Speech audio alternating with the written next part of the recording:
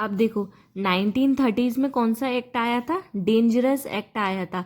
इस एक्ट में क्या होता था, ओपीएम ओपीएम जो होती थी ना, ओपीएम जिसे हम अफीम भी कहते हैं, उसे कंट्रोल करने का काम, उस पर रूल्स, कल्टीवेशन और मैन्युफैक्चरिंग का काम जो था वो इसके अंदर आता है, इस एक्ट के अंदर आता है, ठीक है। The opium act was follow by the dangerous drug act 1930 which include the regulation, cultivation, manufacturing and possession and trade of opium, ठीक है। इसके अंदर आता है ओपीएम को कंट्रोल करने का काम, ये सारा, ठीक है। अब देखो 1940s में कौन सा एक्ट आया था हमारा, ड्रग एंड कॉस्मेटिक एक्ट आया था। इसमें इस एक्ट में क्या होता था, this act was pass to control the import, production, distribution and sale of allopathic, Unani, homeopathic and Siddha drug. इस एक्ट में क्या होता था, जो भी हमारी एलोपैथिक ड्रग्स है, यूनानी है, होम्योपैथिक ड्रग है एंड सिद्धा ड्रग्स है, इनका इंपोर्ट कराना, प्रोडक्शन कराना एंड डिस्ट्रीब्यूशन कराना इन तीनों ड्रग्स का, ये इस एक्ट के अंदर आता है, ठीक है। ड्रग एंड कॉस्मेटिक एक्ट कब आया था, 1940 में आया था, ठीक है। अब हम पढ़ते हैं, अब देखो 1948 में हमारा फार्मेसी एक्ट आया था, ठीक है। This act was last amended in 1986 में ये लगा था एक्ट हमारा, ठीक है। And it's control the pharmacy profession in India. Pharmacy profession को कंट्रोल करने के लिए इंडिया के अंदर इसीलिए ये एक्ट आया था, ठीक है। अब हम पढ़ते हैं 1955 में हमारा आया था drug and magic remedies rules, ठीक है। This act regulates the advertisement of drug in India.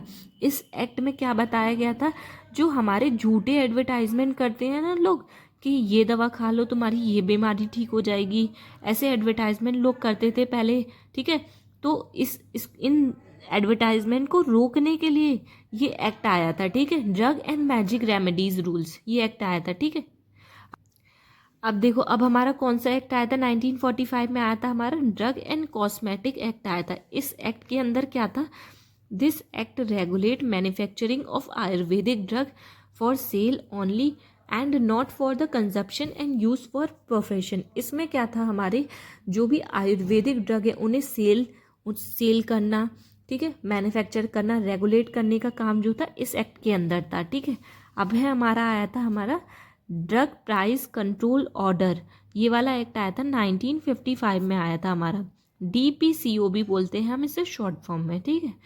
Drug price control order was introduce to control the high price against consumer. इसमें क्या होता था, जिस भी ड्रग का बहुत ज़्यादा हाई प्राइस आता था उन्हें रोकने के लिए, उन्हें कम करने के लिए ये एक्ट गवर्नमेंट ने पास किया था, ठीक है।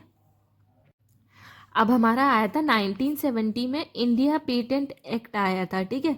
इसमें क्या होता था, it serves as the basic for patent protection in India. इस एक्ट में क्या होता था, कोई भी जैसे हमारी न्यू ड्रग बनाते हैं हम, तो उस ड्रग को हमें कैसे पेटेंट कराना है, ठीक है, पेटेंट कैसे कराना है, और उससे रिलेटेड जो भी रूल्स बताए गए थे वो सब जो थे इस एक्ट के अंदर आते थे, ठीक है।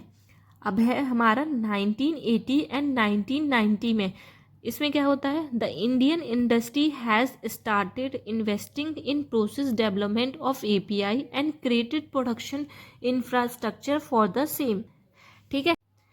1990s और 1990 में क्या था हमारा, API से रिलेटेड एक्ट आया था। अब हम पढ़ लेते हैं हमारा कौन सा टॉपिक है। अब देखो, अब हम कौन सा टॉपिक पढ़ते हैं, रेगुलेटरी अथॉरिटीज़ क्या होती हैं इसके बारे में पढ़ते हैं, ठीक है।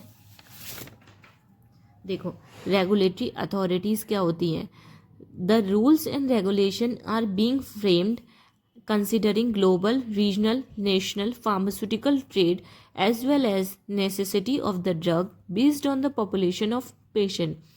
रेगुलेटरी अथॉरिटीज़ क्या होती है, हमारी नए नए रूल्स और रेगुलेशन बनाती है फार्मास्यूटिकल इंडस्ट्री के लिए, जो किसके लिए होते हैं, ग्लोबल लेवल पे भी होते हैं, रीजनल लेवल पे भी होते हैं और नेशनल लेवल पे भी होते हैं, ठीक है।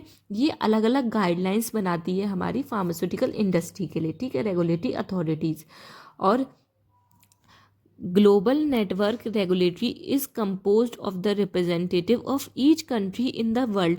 ग्लोबल लेवल पे जो रेगुलेटरी अथॉरिटीज़ होती है उसमें जो होता है हर एक कंट्री, मतलब पूरे वर्ल्ड में से हर एक कंट्री का एक एक रिप्रेजेंटेटिव होता है, ठीक है। अब हम देख लेते हैं different regulatory bodies in world में कितनी डिफरेंट रेगुलेटरी बॉडीज़ होती हैं, ठीक है। देखो यहाँ पे कंट्रीज और ये रेगुलेटरी बॉडीज़ के नाम है जो पूरे वर्ल्ड में है। इंडिया की कौन सी है?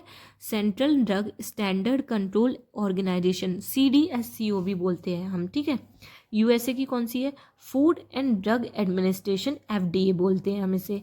UK की medicine and health care product regulatory agency, MHRA। अब देखो ऑस्ट्रेलिया की कौन सी है? Therapeutic good administration, TGA। अब देखो कनाडा की है हमारी हेल्थ कनाडा की, ठीक है। यूरोप की है हमारी European medicine agencies, EMEA। Japan की है हमारी ministry of health labour and welfare, MHLW, ठीक है।